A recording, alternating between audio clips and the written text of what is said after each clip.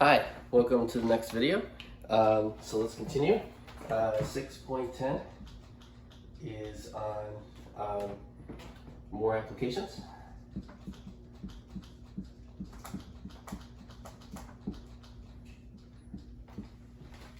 Okay, so 6.10 is on more applications. So 6.10.1 is on estimating the means of distributions.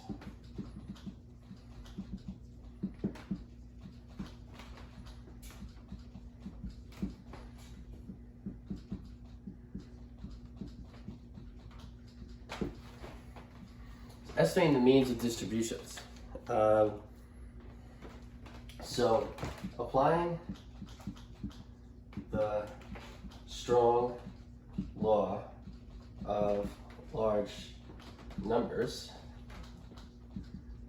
we have the following method.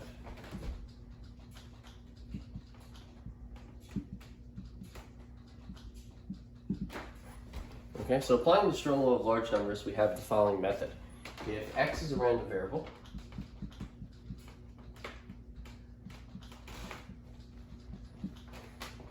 and x of I is the ith observed value of x,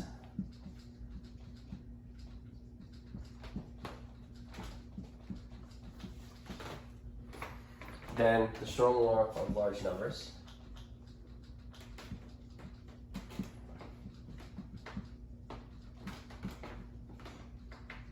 tells us that the sum from I equals 1 to little n of x of I divided by little n is approximately mu, with great probability if little n is large.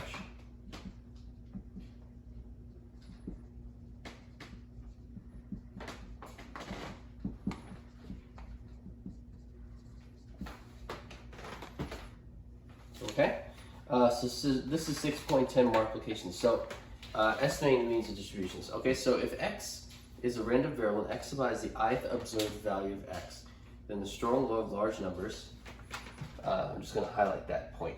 It's the strong law of large numbers that enables us to say this. Tells us that if you add up the observed values of x, divide by how many you observe, that's approximately the mean, with great probability if little n is large. Okay, so this statement is from the strong law of large numbers. And so this is an estimation of the mean. Okay? With great probability if little n is large. Okay, and so that is 6.10. It's a very short section. And with that, we are done with chapter 6. Okay, and so now we're going to go to the next chapter, chapter 7.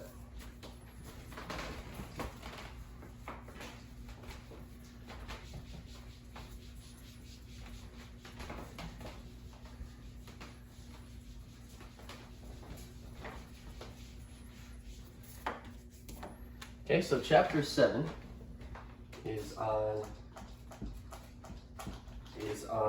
multivariate distributions.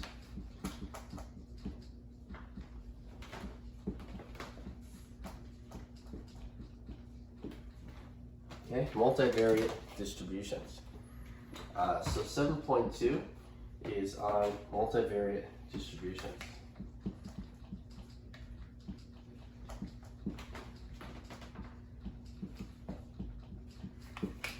Okay, so 7.2.1 is multivariate probability functions.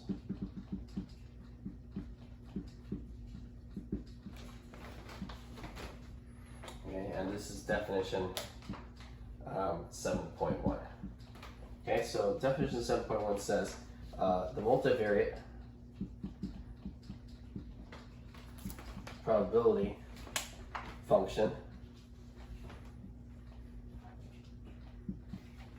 of discrete random variables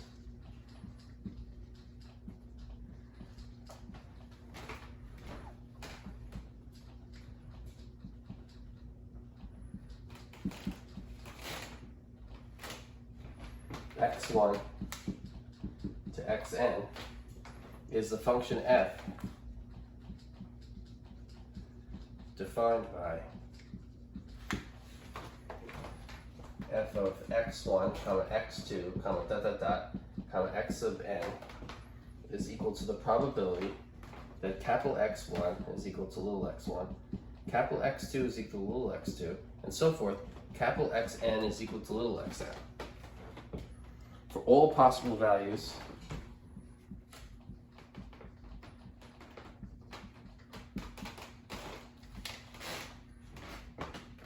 x1, x2, dot dot dot, xn of capital X1 to capital Xn respectively.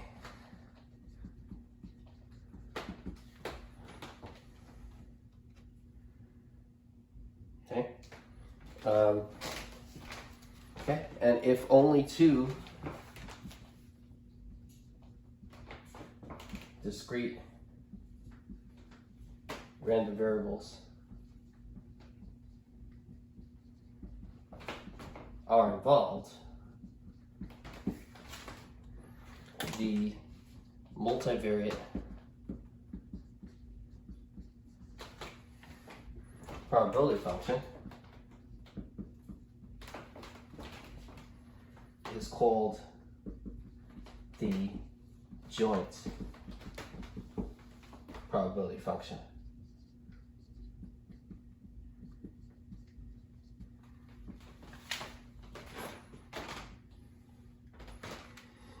Okay, so this is definition 7.1.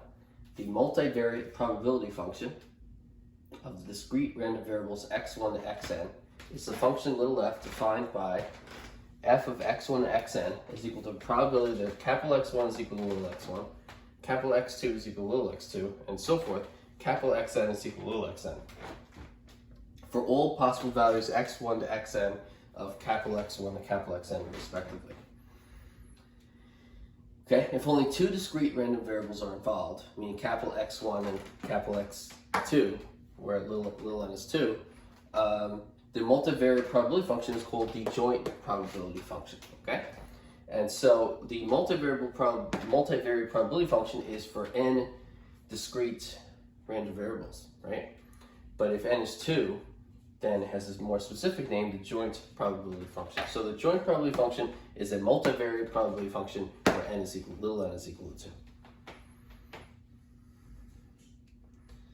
Okay, so that is the definition. So we know what a multivariate probability function is, and we know what a joint probability function is now from definition 7.1. Okay, so now let's do an example.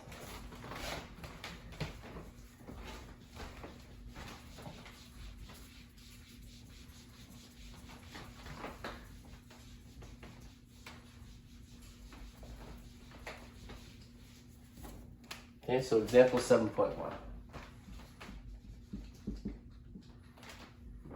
Experiment.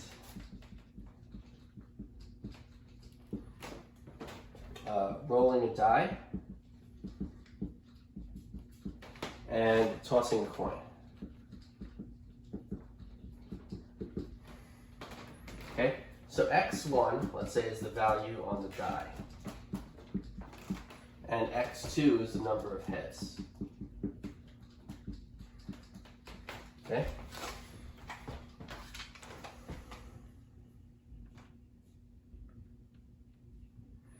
Okay. So you toss a coin once, and what's the number of heads? Okay. And so the goal is find the joint probability function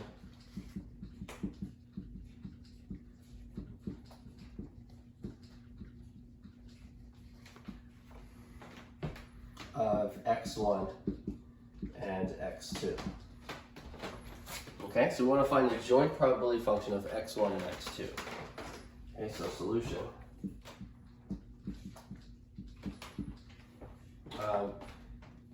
Okay, so in the solution, first let's note that the events x1 and x2 are independent.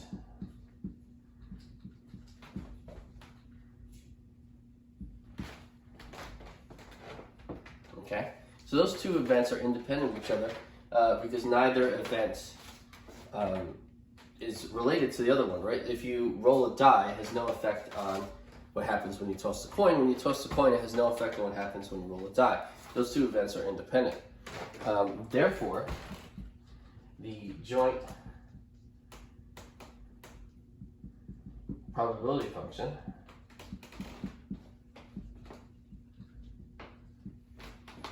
of x1 and x2 is f of x1 comma x2. It's equal to, right, the probability that capital X1 is equal to little x1 and capital X2 is equal to little x2, right? That's what the meaning of the joint probability function f, the two discrete random variables x1 and x2 means. But now, because it's independent, because events x1 and x2 are independent, we can say that that probability is equal to probability that capital X1 equals equal to little x1 times the probability that capital X2 is equal to little x2. And that's equal to, well, the probability that capital X1 is equal to little x1. X1 is the value on the die, right? When you roll a die, there's 6 sides, 1 through 6. Right, so you roll a die, and the possible values are 1 through 6. Each one has a 1/6 chance of occurring. And so you have a probability of 1/6 times, well, x2 is the number of heads. So when you flip a coin, right, the two possibilities are heads and tails. And so the probability of a head is just 1/2. And so that's times 1/2. But actually, you have 0, so if the probability of getting 0 heads is 1/2 and the probability of getting 1 heads is 1/2.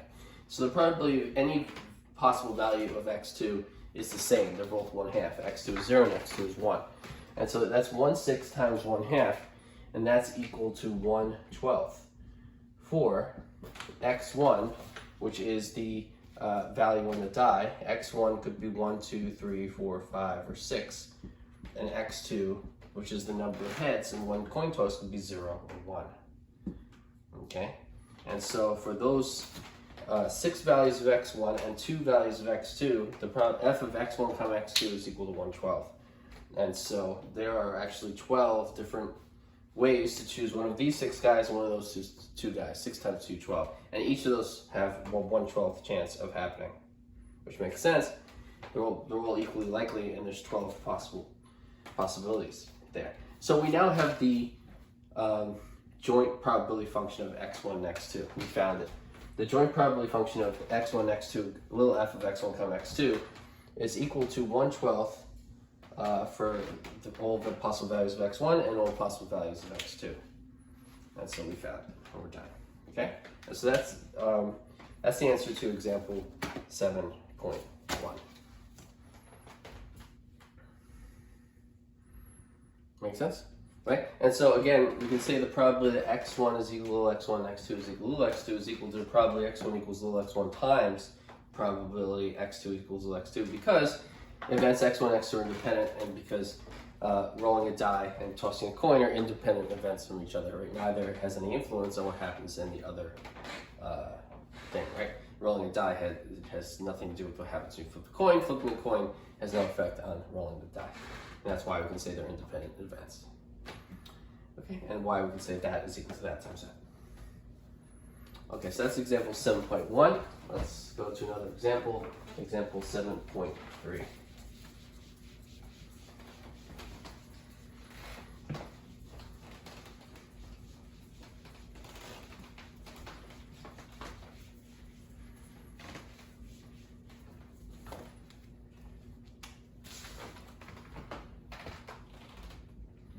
Example 7.3.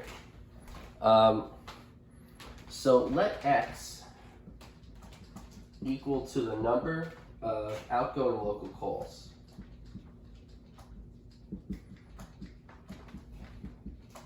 Okay, and capital Y equal to the number of outgoing long distance calls.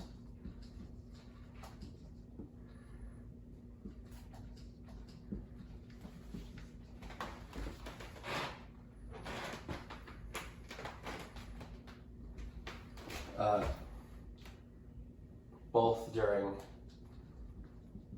a 5-minute period. During both during a 5-minute period. Okay? So the joint probability function of x1 and x2 is given by the following table of values. Okay? So one way you can represent a function is with a table, not just with an equation. You can also represent using a table. And so in this case, we're going to represent the joint probability function of x1 and x2 with this table. Okay? So let me just draw this table. There's going to be 3 rows. Okay, there's 3 rows. First row, second row, third row. And there's going to be 5 columns. 1, 2, 3, 4, 5. 5 columns. 1, 2, 3, 4, 5 columns. Okay, and so here are the possible values of y, which is going to be 0, 1, and 2. So the first row are going to be when y is 0, the second row is when y is 1, and the third row is going to be when y is 2. For the columns, they're going to be x values, and so the first column is when x is 0, the next column when x is 1, 2, 3, and 4 respectively. Okay? And so these are the numbers here. And so these numbers will tell you the joint probability function of x and y for these values of x and y respectively. Okay?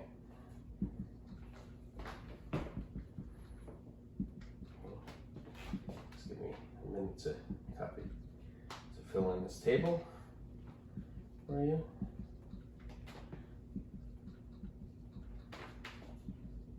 Okay, so here's the table. Okay, so there are 15 entries in the table. And so this is how you read the table. So for instance, so this is just the label. This is the joint probability function of x and y. And so to read it, for instance, if you want to know f of 0, 0, you would just go to, well, the first component is the x value. And so here, this would be the probability when x is 0, and then the next one is y, and so that would be the probability when y is 0. But by the table, that's x is 0, y is 0, that's 0.23 by the table. Okay, makes sense? And so that's explaining what that means, and that is attained from the table here. X is 0, y is 0, and you go there. Okay, so let's answer 3 questions from this table. So part A of example 7.3, it says find the probability of exactly 2 local, 2 long distance calls. Okay, so this one's the easiest one. That's part A. So this is the probability. Well, first it says exactly 2 local calls. X is the number of outgoing local calls. And so it's saying exactly 2 local, that means X is equal to 2. And if it says 2 long distance calls, Y is the number of outgoing long distance calls. And so that means Y is 2. So this is the probability that X is 2 and Y is 2. That's equal to F of 2, 2. Right? The probability that X is equal to 2 and Y is equal to 2, that's F of 2, 2. And so we look here in the table for when X is 2 and when Y is 2, and we get 0.01. So the answer is this is equal to 0.01. Okay? So for part A, the probability that there are exactly 2 local calls and 2 long distance calls, that probability is equal to 0.01. It's F of 2, 2. And remember, the X values are not the horizontal. The X values are the columns, right? And so if you want X equals 2, you have to look at the top part. You have to look at here to get the X values. You have to look at here for the Y values. So keep that in mind. If you mix up the 2, you may, in a different problem, you could end up looking at the wrong box. You want to make sure you look at these numbers for X values and these numbers for Y values. Okay, so for part A, we're done. We got 0.01. 0, 1. So let's do part B.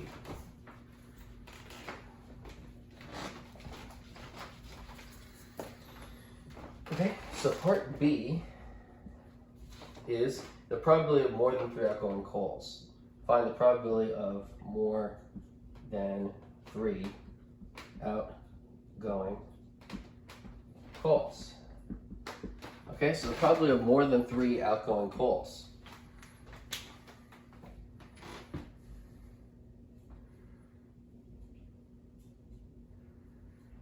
Okay, well, X is the number of outgoing local calls, Y is the number of outgoing long distance calls. And so since there are probably more than 3 outgoing calls, it means that the sum of the X and Y values is greater than 3. So this is equal to the probability that X plus Y is greater than 3. Okay? Right? The probability of more than 3 outgoing calls, well, if X is the number of outgoing local calls, Y is the number of outgoing long distance calls, there's both outgoing calls. And so more than 3 outgoing calls means X plus Y is greater than 3. All right? And so you just have to find all the probabilities, all the values of X and Y, where when you add them, you get greater than 3. And so that's F of 2, 2 plus F of 3, 1 plus F of 4, 0 plus F of 3, 2 plus F of 4, 1 plus F of 4, 2. Okay, these are the 6 ways where you could have more than 3 outgoing calls. So if you have,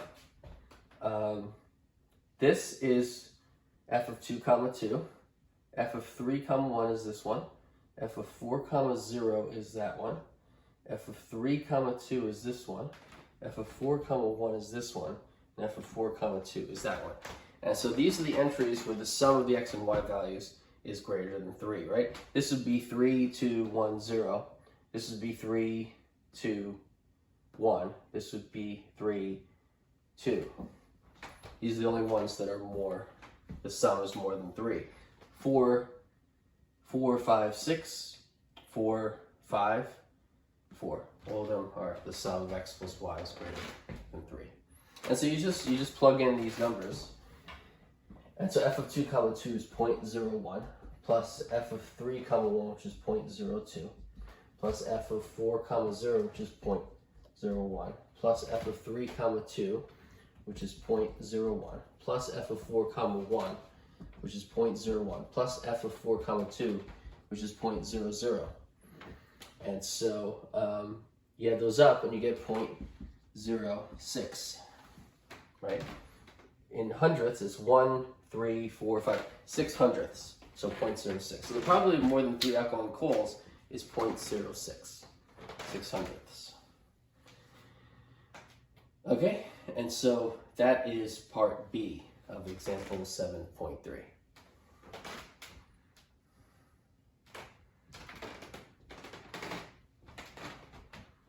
Okay.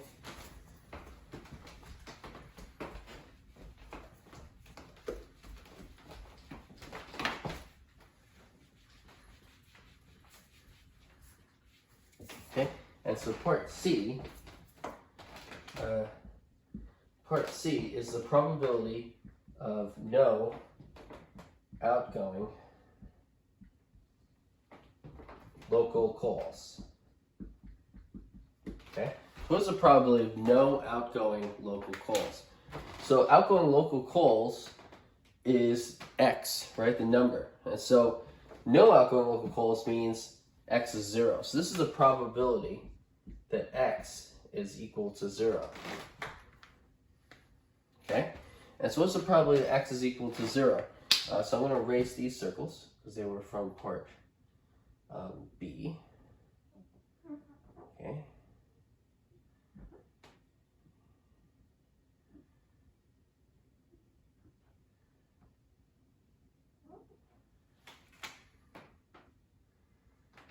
Okay. Okay. So when X is 0, so here's X, right? These are X values. This is X is 0, and so these are all of the points in the table where X is 0. All the other ones x is non-zero, but all these x is 0. And so this is equal to f of 0, comma 0 plus f of 0, comma 1 plus f of 0, comma 2. F of 0, comma 0 plus f of 0, comma 1 plus f of 0, comma 2. So that's equal to 0.23 plus 0.11 plus 0.03. And if you add them up, you get 0.37. Okay? That's 0.37. So the probability of no outgoing local calls is 0.37. And that's part C.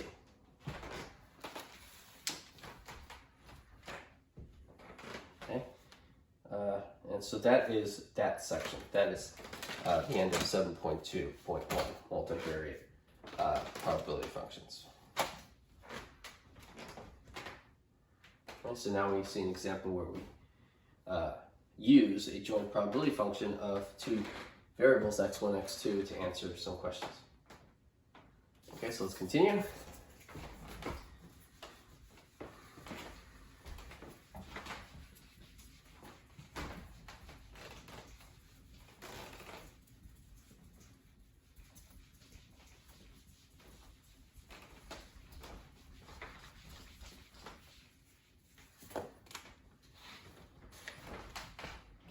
Seven point two point two. It's a multivariate cumulative or multivariate cumulative distribution functions.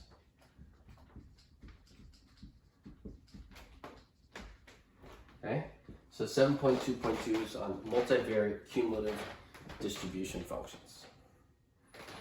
Okay, definition 7.2. The multivariate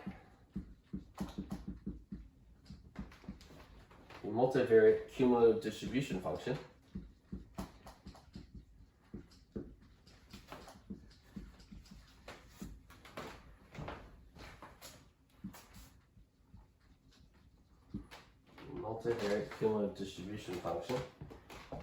of the random variables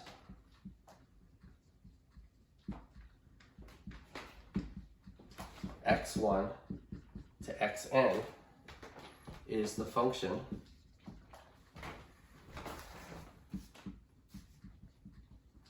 capital F defined by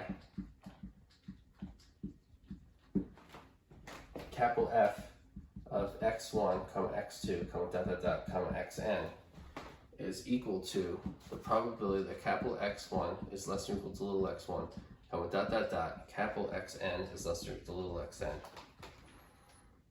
for values little x1 to little xn of capital X1 to capital Xn respectively.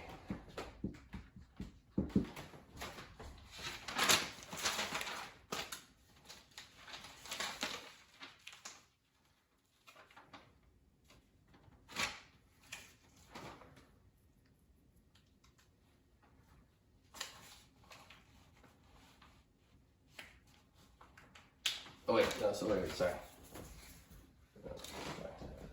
For values of x sub I between negative infinity to infinity, that means any real number x sub I, where I is from 1 to n. Okay, so this is definition 7.2. The multivariate cumulative distribution function of the random variables capital X1 to capital Xn is the function capital F defined by capital F of x1 to xn is equal to the probability that capital X1 is at most little xn, x1, and so forth. Capital Xn is at most little xn for any real number x sub I for all I from 1 to n, little n. Okay? So capital F is just the probability that each of the capital X's are at most these little x values. Okay. If two random variables are involved,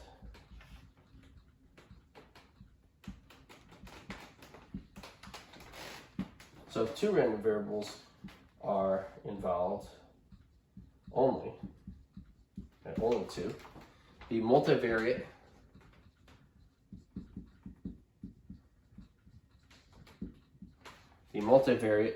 cumulative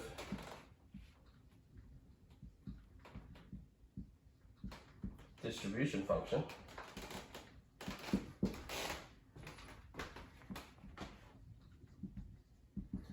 is called the joint cumulative distribution function.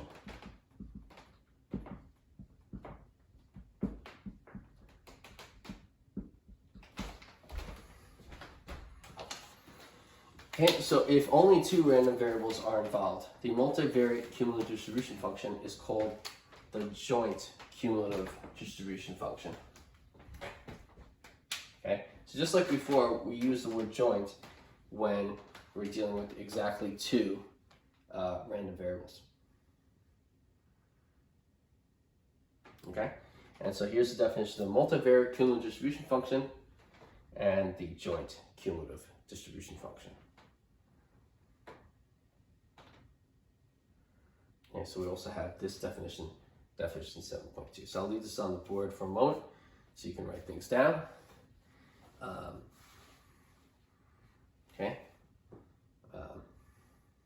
Right, so again, capital F of these n random variables, x1, x2 to xn, that's the probability, right, that each x value is at most, at most corresponding little x value.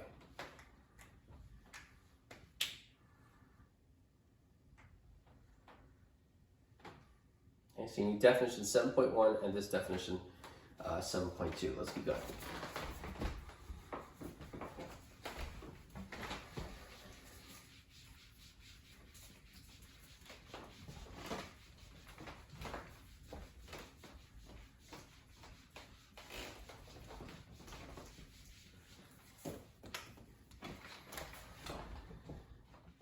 Example, okay, consider the random variables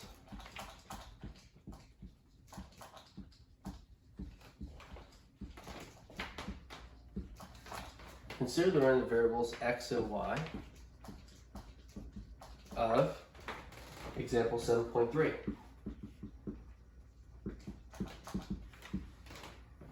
Find capital F of 2, 1. Okay?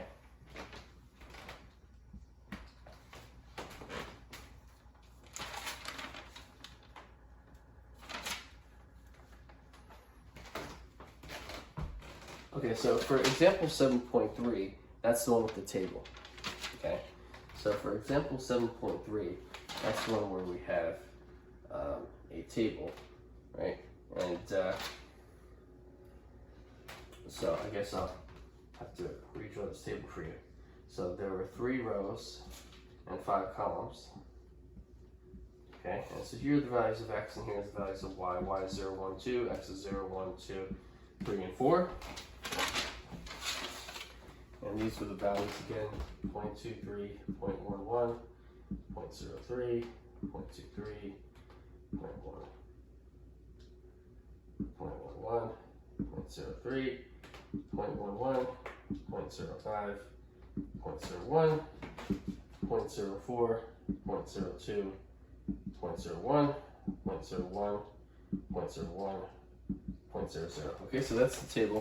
That's the table describing the joint probability function of x and y. That's example 7.3. So we want to find capital F of 2, 1 using that joint probability function little f of x, y. Okay, so capital F, so here's a solution. Capital F of 2, 1, what that's equal to is the probability, excuse me, that capital X is less than or equal to 2 and capital Y is less than or equal to 1. Okay, so both capital X has to be at most 2 and capital Y has to be at most 1. So we're just going to add up all the probabilities where both X is at most 2 and Y is at most 1. So if x is at most 2 and y is at most 1, then these are the 6 boxes where x is at most 2 and y is at most 1. And so this is f of 2 comma 1 plus f of 2 comma 0 plus f of 1 comma 1 plus f of 1 comma 0 plus f of 0 comma 1 plus f of 0 comma 0. Okay, those are the 6 boxes that represent values of x comma y, where x is at most 2 and y is at most 1. And so you just plug in what those values are. So f of 2 comma 1 is x is 2, y is 1. That's 0.05 plus f of 2 comma 0, which is 0.11, plus f of 1 comma 1, which is 0.11, plus f of 1 comma 0, which is 0.23, plus f of 0 comma 1, which is 0.11, plus f of 0 comma 0, which is 0.23. Okay, so you just add up those 6 values. And when you add up those 6 values, you have 16, 27, 50, 61, 0.84. Okay, and so capital F of 2 comma 1 is equal to 0.84. Okay, and so that is the solution to this problem. And so here's an example of computing the value of a cumulative distribution function of a multivariate probability function. Multivariate cumulative distribution function of the random variables x and y in example 7.3. A multivariate cumulative distribution function.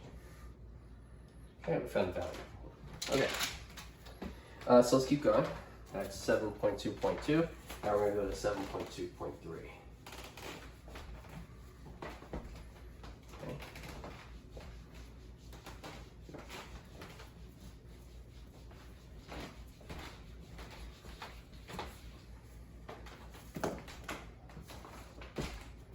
Okay, so 7.2.3. Multivariate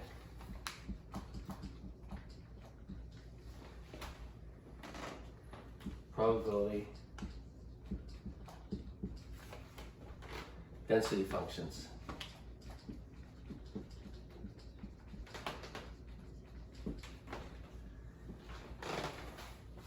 Okay, 7.2.3, multivariate probability density functions. Definition 7.3. So definition 7.3, continuous random variables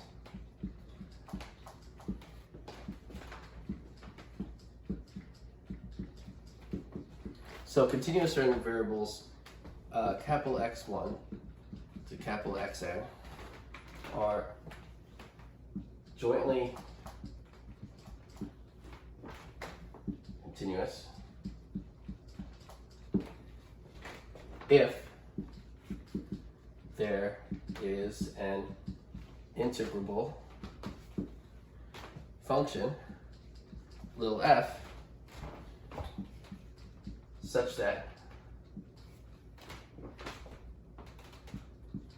the probability capital X1 is at most little x1, and capital X2 is at most little x2, and so forth. Capital Xn is at most little xn, is equal to the integral from negative infinity to xn, integral from negative infinity to xn minus 1, and so forth. Integral from negative infinity to x2, integral from negative infinity to x1 of little f of t1, comma t2, comma dot dot dot, comma t sub n minus 1, comma t sub n, dt1, dt2, and so forth, dtn. I need to use a marker here. That one's running out of pink. So that probably is equal to that integral for negative infinity less than x sub I less than infinity, meaning any real number x sub I, for I from 1 to n.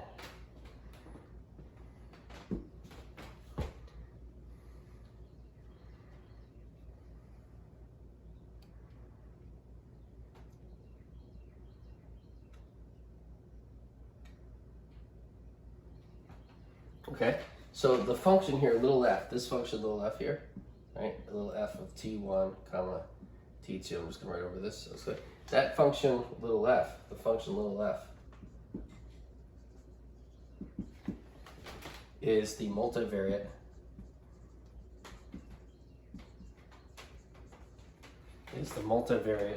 probability density function.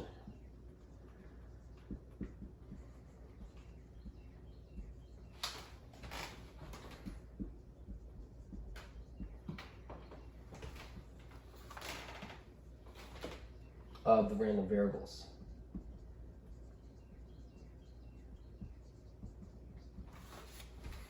Okay.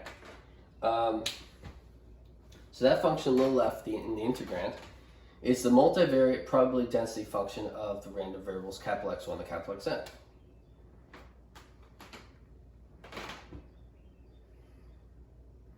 Right, so the conclusion, so what we're saying, we're defining that continuous random variables x1 and xn are jointly continuous if there's an integrable function, little f, such that that probability is equal to this integral, these n integrals here, of this function, little f. Okay? And that function, little f, is the multivariate probability density function of the random variables. It's called the multivariate probability density function of the random variables, capital X1 to capital Xn over here. Okay? Those are your variables, capital X1 to capital Xn.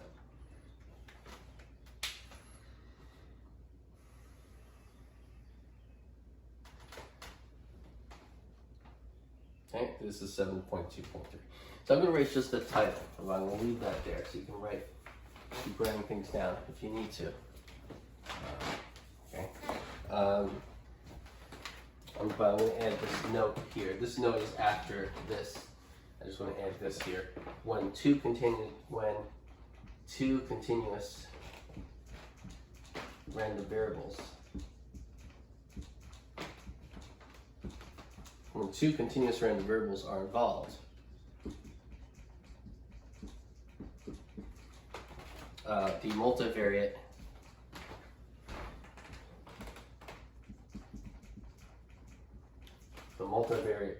probability density function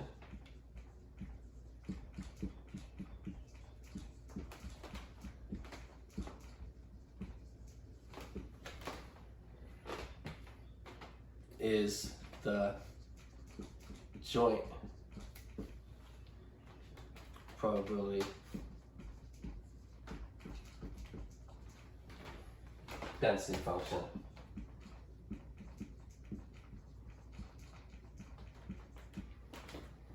of the random variables.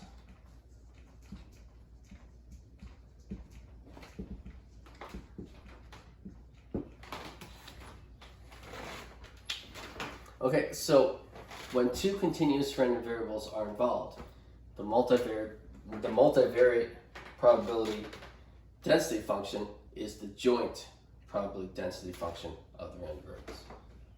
Okay? Right? And so if we have exactly two continuous random variables that are jointly continuous, right? So we have the continuous random variables x1 and x2 are jointly continuous if there's an integral function f such that this happens. But now if there's exactly two, that LF is the joint probability density function, not the multivariate probability density function. Just being more specific about the fact that there's exactly two random variables. Okay, exactly two continuous random variables. Okay, so in this section, joint means two. It means that you're using two variables wherever you see it. Okay? And multivariate means more than one.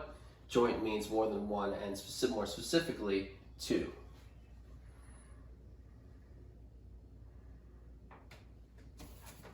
Okay? So on the next page, I'm going to put some facts down. Okay?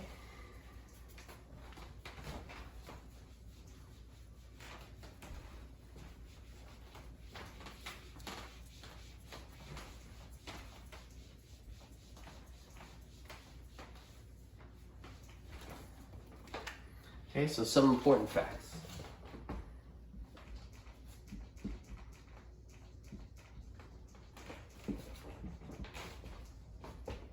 Okay, so some important facts.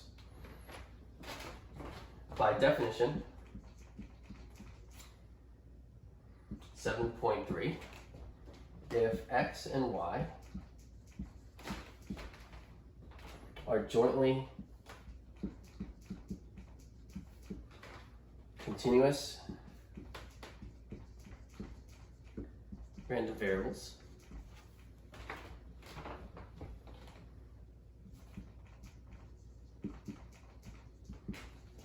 with joint probability density function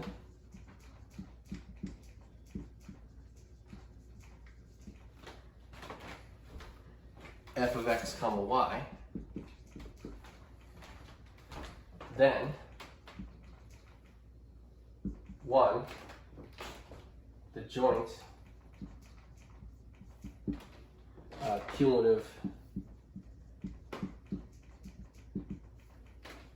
distribution function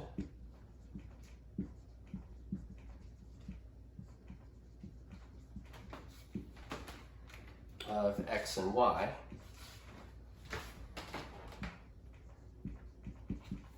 is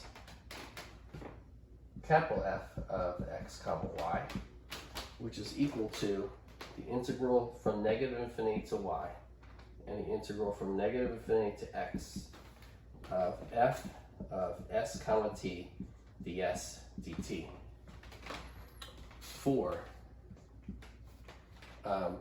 negative infinity less than x less than infinity, negative infinity less than y less than infinity. Okay, so that is the first fact. Let me just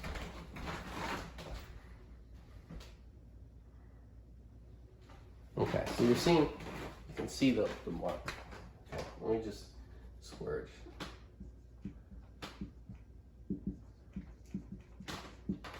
Okay, so the joint cumulative distribution function of x and y is that capital F, which is equal to that. Okay.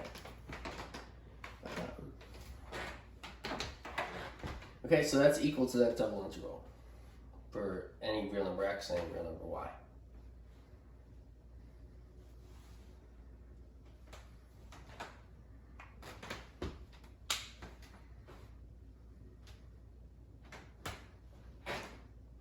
Okay, so that is fact 1. Okay, so I'm going to put up one fact at a time.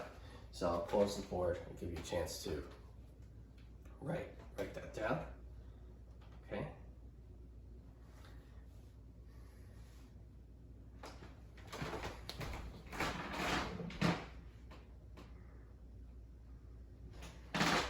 Okay, let's continue.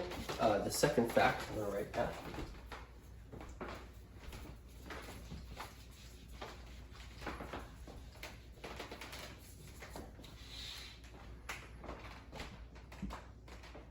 Two,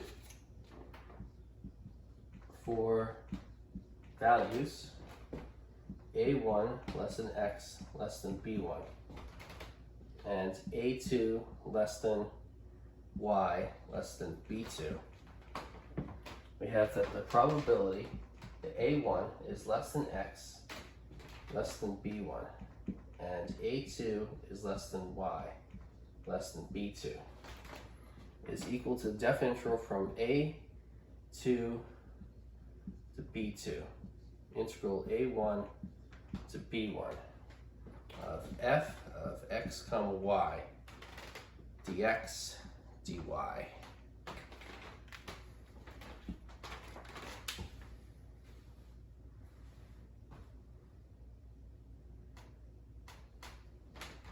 Okay, so so this probability is defined by this double integral.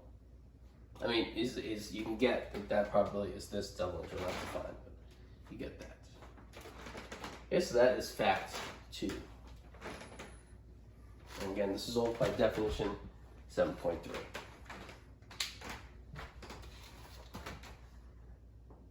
right? That's the last one just did.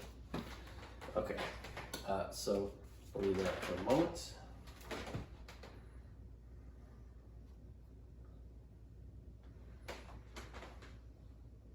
Okay, so let's do fact 3.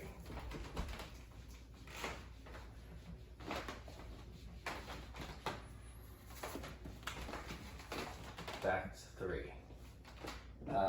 If capital C is a region of points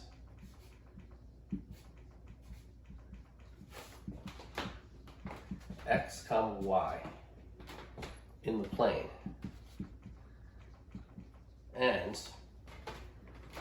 the probability that x comma y is in C, in that region C. Right? So this, okay, so this is the probability the point x comma y is in the region C.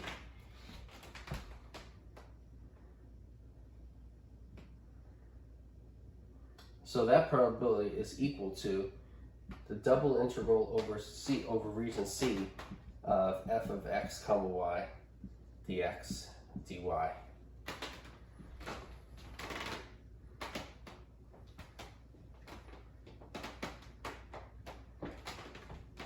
Instead of putting and, we'll put then. Okay. So if capital C is a region of points in x comma y, points x comma y in the plane, then the probability that x comma y is in the region C is equal to the double integral over C of f of x comma y dx dy. The integration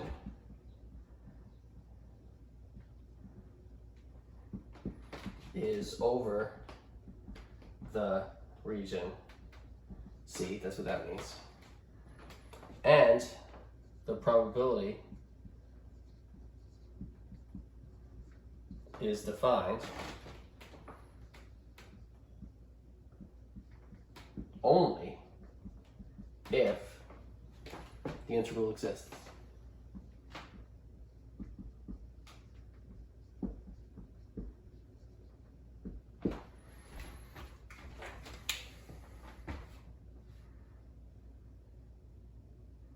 Okay, so the integration is over the region C, and the probability is defined only if that integral exists. If this integral doesn't exist, then we're not saying that that probability is that integral, that double integral.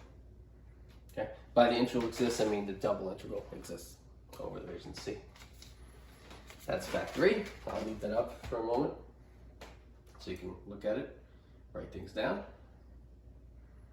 Okay.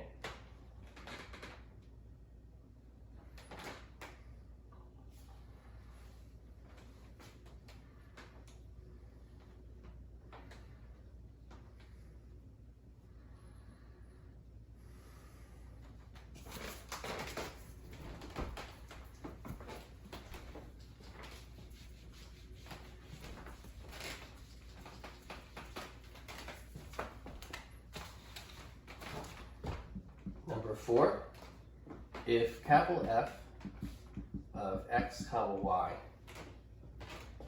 is a cumulative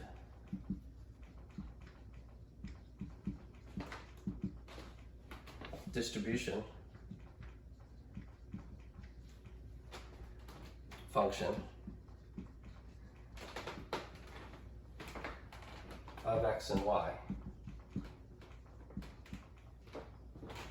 then the joint probability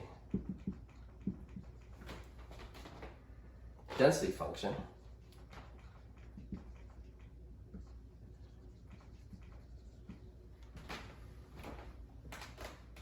is given by f of x comma y is equal to d2 capital F of x comma y dx dy.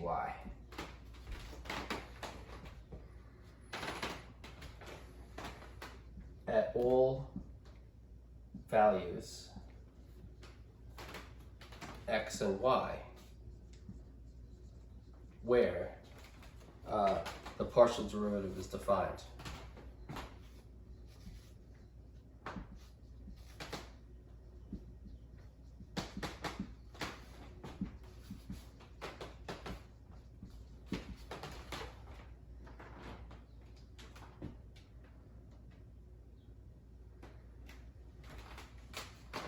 Okay.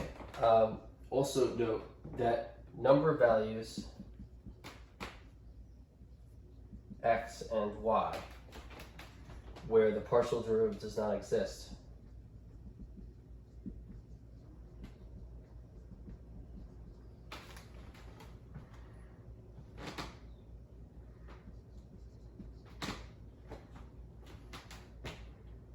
values for f can be arbitrarily assigned. It doesn't change anything. It doesn't matter.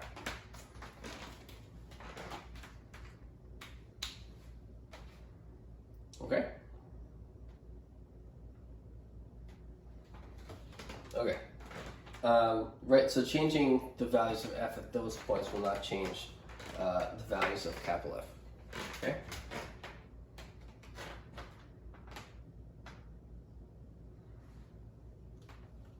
Okay, and so this is the fourth statement. Right, if capital F is the cumulative distribution function of f of x and y, then the joint probability density function is given by little f, which is d2 capital F dx dy. At all values x and y, where the partial derivative is defined, where this partial derivative is defined. Okay, so wherever this is defined, little f is defined to be that. If it's not defined, then if the partial derivative is not defined, then little f is not defined. But the number values of x and y where the partial does not exist, the values for f can be arbitrarily assigned. So it's not, if you can't find the partial derivatives, little f is not equal to that. But you can just assign f, little f, anything you want. It doesn't affect the values of capital F. Okay? Okay. So now that is the fourth statement.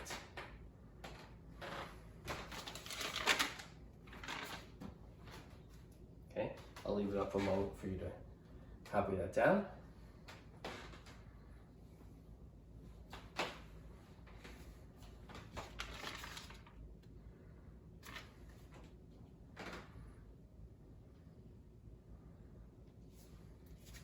Okay, let's keep going.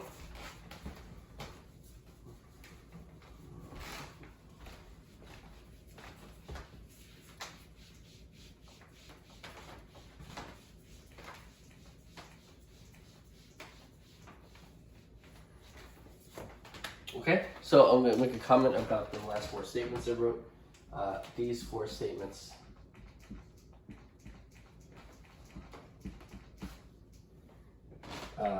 can be extended to more than two jointly continuous random variables. Okay, so those four statements apply to two jointly continuous random variables, but you can extend them to be any n number of continuous random variables. I'm just finishing that sentence I was writing. Okay. Okay, these four statements those last four statements can be extended to more than two jointly continuous random variables, to n many.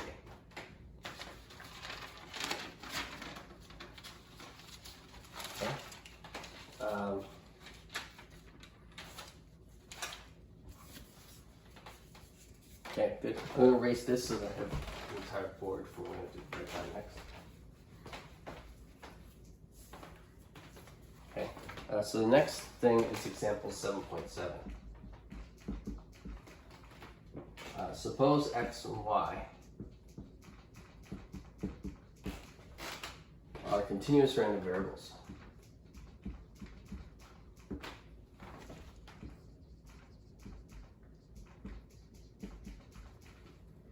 With joint probability density function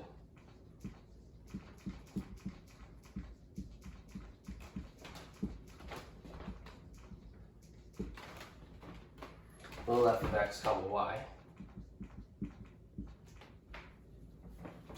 Let me just use the other marker again.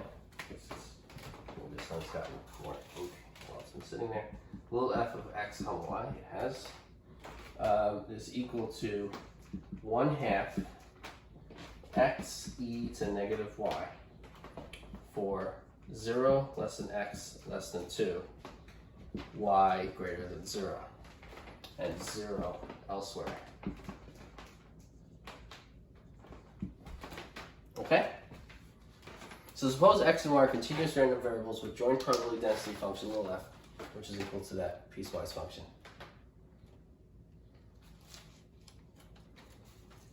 So part A of this example, 7.7, is find the joint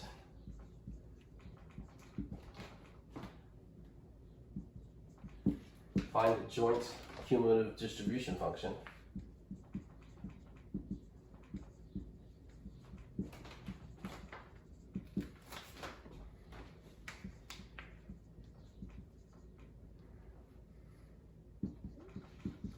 of x and y. Okay. Case 1.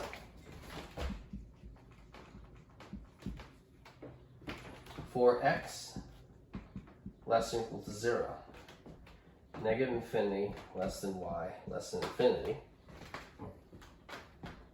Okay, so that's case 1. For x less than or equal to 0 and y being any real number.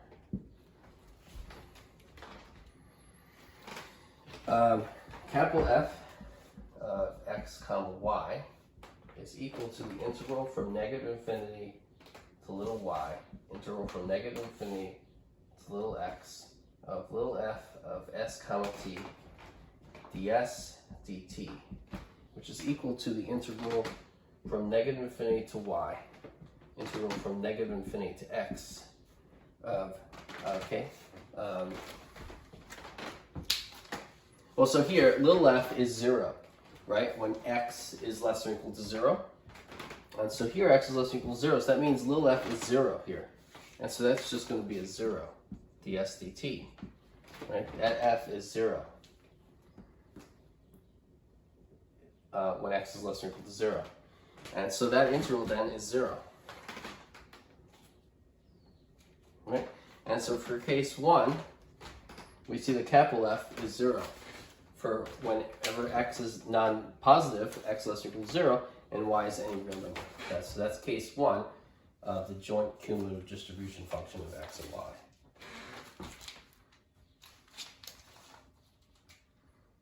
Okay, let's go to case 2.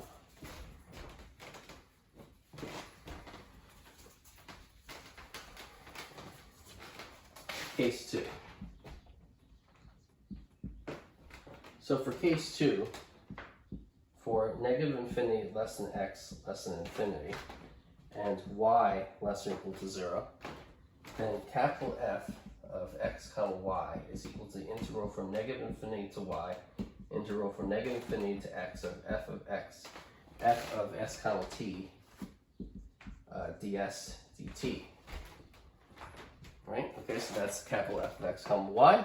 But now y is less than or equal to 0. And so when y is less than or equal to 0, little f is 0. So then that's 0. So you have the integral from negative infinity to y, integral from negative infinity to x of little f, which is 0 when y is not positive. In this case, y less than or equal to 0. ds dt, that's 0. And so now capital F here is also 0. And so for case 2, it's also easy. You can still get capital F is 0. Okay, so that's case 2. Right?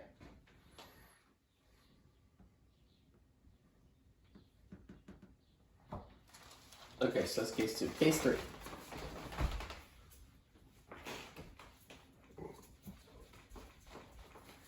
Case 3.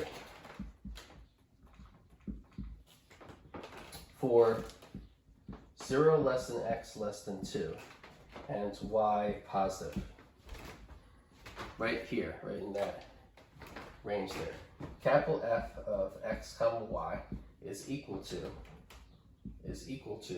the integral from negative infinity to y, integral from negative infinity to x of f of s comma t ds dt. Okay? I'm going to switch markers again. Okay, and so that's equal to the integral from negative infinity to y, integral from negative infinity to x of 1/2 s e to the negative t ds dt. S and t are dummy variables, right? They're really x and y. And so that's equal to, well, it's x is only from 0 to 2, y is only positive. So now we're going to go from 0, well, the dummy variable s, dummy variable t is always positive. So it's going from 0, t is going from 0 to y, and s is going to go from 0 to 2. 0 to x, 0 to x. But actually, okay, we're going to just separate it. So we're going to get e to the negative t dt here, and we're going to separate the t and the y part. And this is the integral from 0 to x of 1/2 ds s ds. Okay, s is a dummy variable for x, and t is a dummy variable for y. Okay, and so, so now we have this times this, and when you find both those differentials and multiply them, you'll get 1/4 x squared 1 minus e to the negative y. And that is capital F for when x is between 0 and 2 and y is positive. So that's case 3. Okay, so that's case 3. Okay, one more case to consider. Consider case 4.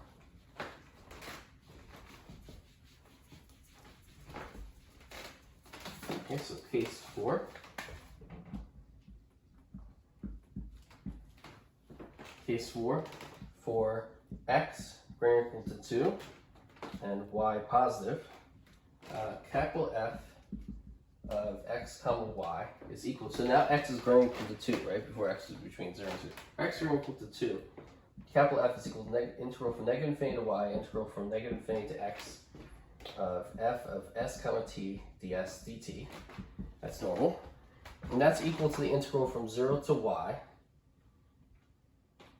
integral from 0 to 2, because now x is greater than or equal to 2, and past 2, f is 0. And that's 1/2 s e to the negative t ds dt. Let's say you just separate those integrals, and you'll get the integral from 0 to y, and you'll separate the t part, e to negative t dt. So you have that part, that's the t part, negative t in the exponent. And then the differential from 0 to 2, now the s part, so I'm going to include the 1/2 here, the 1/2 s ds.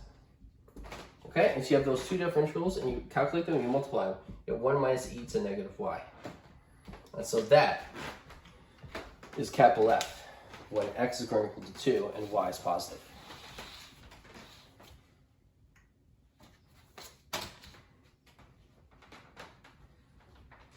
Okay, and so that is case 4. For x greater than or equal to y positive, you get capital F is equal to that.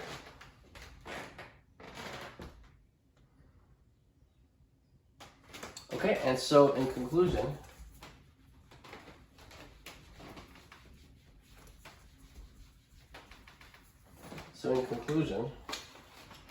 we wanted to find the joint cumulative distribution function of x and y, and so in conclusion, from doing those 4 parts, we get the complete function. We get that capital F of x comma y is equal to this piecewise function. It's 0 for x less than or equal to 0, and y any real number. It's 0 when x is any real number, and y is non-positive, or y is less than or equal to 0. The capital F is 1/4 x squared, that's a 4, is 1/4 x squared times 1 minus e to negative y.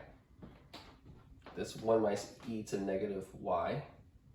Okay, for 0 less than x less than 2, and y positive. Okay, and capital F is 1 minus e to negative y for x less greater or equal to 2 and y positive. Okay? And so that is, so A was find the joint cumulative distribution function of x and y. And that's capital F, it's equal to that. And so we got the answer to part A. Okay, and so next we'll continue example 7.7 and we'll do a part B for this example. Okay, so see you next time. Bye.